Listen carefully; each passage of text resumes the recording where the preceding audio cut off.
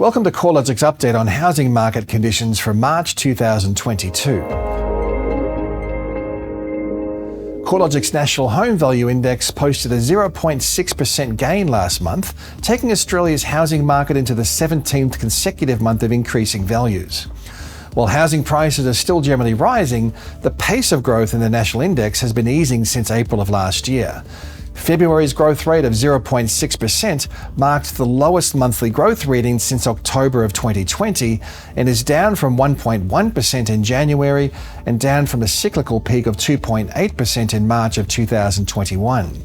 Every capital city and broad rest of state region is now recording a slowing trend in value growth, albeit with significant diversity. Sydney and Melbourne have shown the sharpest slowdown, with Sydney posting the first decline in housing values since September of 2020, while Melbourne housing values were unchanged over the month, following a similar and relatively flat outcome in December and in January. Conditions are easing less noticeably across the smaller capitals, especially in Brisbane, Adelaide and Hobart, where housing values rose by more than 1% in February. Similarly, regional markets have been somewhat insulated to slowing growth conditions, with 5 of the 6 rest of state regions continuing to record monthly gains in excess of 1.2%. Over the past 3 months, housing values across the combined rest of state regions increased at more than 3 times the speed of housing values across the combined capital cities, at 5.7% and 1.8% respectively. Regional housing markets aren't likely to be immune from the higher cost of debt as fixed-term mortgage rates rise. These markets are also increasingly impacted by worsening affordability constraints as housing prices consistently and substantially outpace incomes. However, demographic tailwinds, low inventory levels, and ongoing demand for coastal or tree change housing options is keeping upwards pressure on housing prices. Advertised inventory levels help to explain some of the divergence in housing growth trends. In Melbourne, advertised stock levels are now above average, tracking 5.5% higher than a year ago and 4.7% above the previous 5-year average. The trend is similar, but not quite as advanced in Sydney, with total advertised stock levels 6.3% higher than last year, but still 4.7% below the previous 5-year average. More choice translates to less urgency for buyers and some empowerment at the negotiation table. The cities where housing values are rising more rapidly continue to show a clear lack of available properties to purchase. Total listings across Brisbane and Adelaide remain more than 20% lower than a year ago and more than 40% below the previous 5-year average. Similarly, advertised supply across the combined rest of state markets was nearly 25% below last year and almost 45% below the 5-year average. Adelaide housing values continue to record one of the strongest growth readings across the country, with the market rising another 1.5% in February. Over the past year, the median value of a house has increased by roughly $143,000. Despite the significant rise in Adelaide housing values through the latest growth cycle, the median house value remains the 3rd lowest of any capital city, after Darwin and Perth, a factor which helps to explain the high demand for housing. Home sales over the past 12 months were estimated to be 36% above the 5-year average, while total advertised stock levels are estimated to be 44% below the 5-year average. This mismatch between advertised supply and demonstrated demand is the main factor pushing prices upwards at such a rapid rate.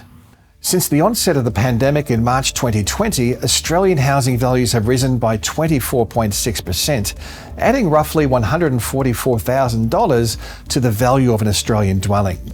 Such a high rate of capital gain in a period of low income growth can be explained by many factors, including record low interest rates, improved affordability following the 2017 to 2019 reduction in housing values, higher levels of housing sentiment, a surge in household savings amid lockdowns, and an imbalance between demand and supply. Fiscal policies have supported or incentivized housing activity as well. But each of these factors are losing their potency to drive housing values higher. Fixed-term mortgage rates have been trending higher since early 2021, with the upwards trend sharpening through the December quarter last year.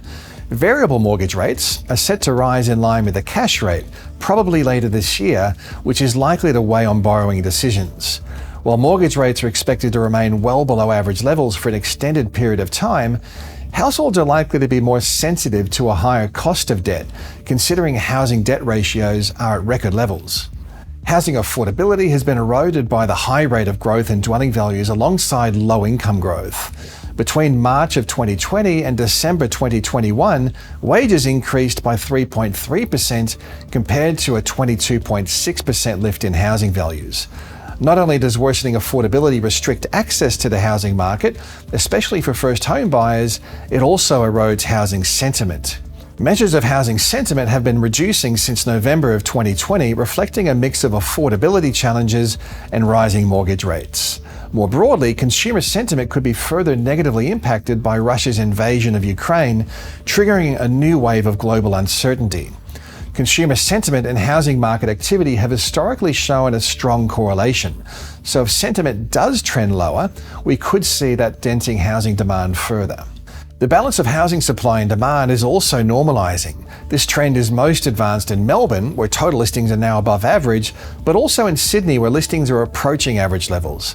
Additionally, the rollout of vaccinations and a significant easing in social distancing restrictions is seeing increased foot traffic in cities like Sydney and Melbourne. As Australians cautiously emerge from social distancing, there is likely to be a shift in household spending and a slowdown in savings that may have previously supported or gone towards a deposit on a home. While the downside risks to housing are growing, there are some upsides that should help to insulate the market from a sudden downturn. Open borders, both domestically and internationally, should support housing demand. While a return of overseas travel isn't expected to boost home buying demand immediately, we are expecting stronger rental demand in key areas such as inner city precincts, popular with foreign visitors and students. A lift in long-term or permanent migration should provide a gradual boost to purchasing demand over time. Improving economic conditions and higher wages growth should also help to keep a floor under housing demand and keep distressed property sales to a minimum. Hopes that 2022 would deliver more certainty and less disruption are looking far-fetched at the moment, with the east coast of Australia encountering record levels of rainfall and extreme flooding, the invasion of Ukraine stoking global uncertainty, and prospects for higher inflation and wages growth potentially forcing interest rates higher. Of course, we'll be doing our best to measure the effect of all these factors on housing market dynamics. You can stay tuned to our research updates at CoreLogic.com.au.